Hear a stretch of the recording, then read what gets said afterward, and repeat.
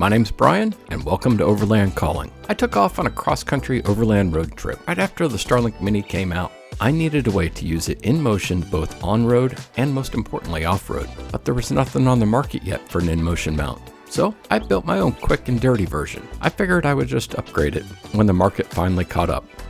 Well, it's 5 months later, and I still can't find anything on the market that beats it. Now, it may not look sexy, but this thing rocks all of my must-have categories.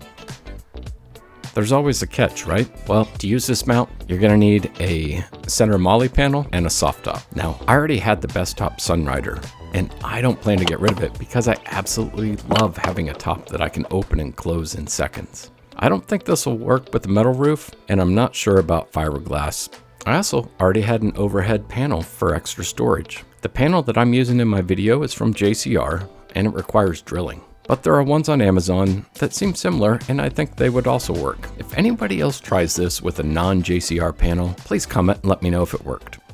All right, let's get to the meat. Don't laugh too hard. I got a kneeling pad. I'm gonna use that to set it on. I gotta cut it out, make it a little bit thinner. Got some straps to attach it. Tools required, one knife that can cut through foam. So I got my kneeling pad. I've got a JCR center console rack. I'm gonna use this. Very simple. Set it on top here. Starlink is gonna go here. I'm gonna take a strap on each side, run it across here, and strap it down. Simple, and I have a Jeep, so I'm not gonna be able to put this on my dash and just drive around, and especially off-road, and expect it to stay up there. I wasn't sure how it would perform with the straps going over the top, but I've never seen a single issue with it.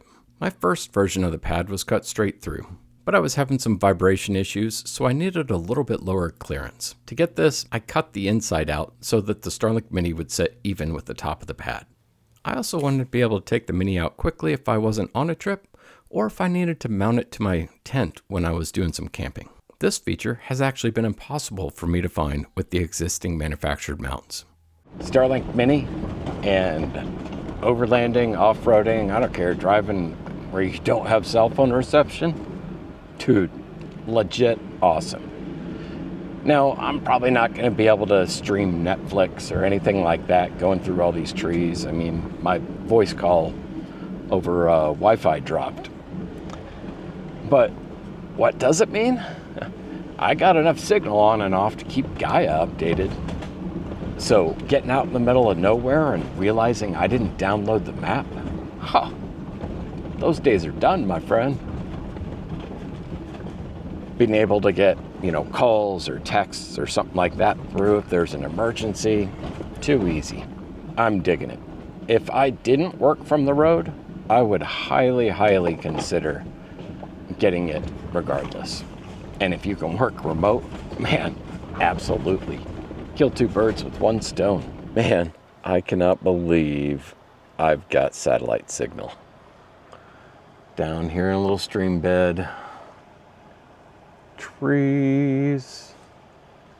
And just a cliff. And I'm rocking it. It's still going.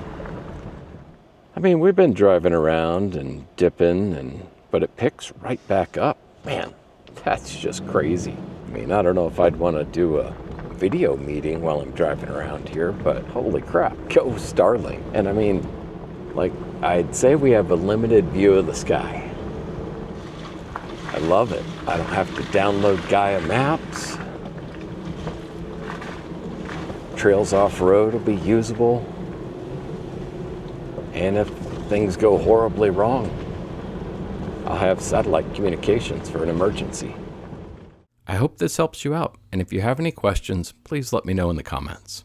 If you want more testing details, there's a video link at the end that covers my real-world testing. Also, affiliate links to items I talked about in this video are in the description.